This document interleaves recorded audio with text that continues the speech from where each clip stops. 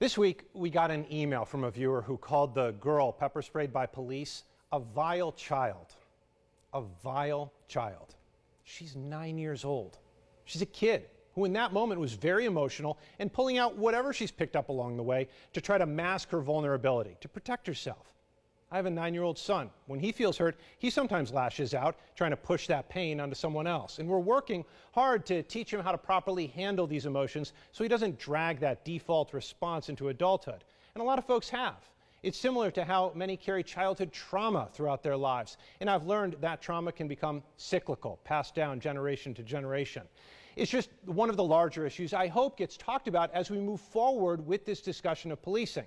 Because the goal on all sides is to make it so less policing is necessary, a more peaceful society.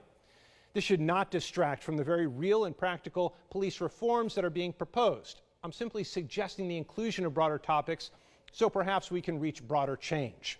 The cycle of trauma is one of those topics, and I know from talking with both activists and law enforcement, other issues include poverty, institutional racism, gun violence, mental health, community leadership, personal responsibility, and education.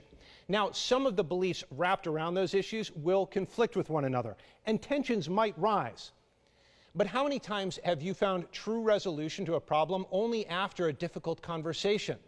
I just suggest everyone go into that conversation with the kind of pledge I see on the wall when I take my son to Master Kim's Taekwondo Institute. The Black Belt Pledge says, I will respect everyone and myself. I will think before I act, and I will be responsible for my actions. I will meet all challenges, and I will strive to rise above them.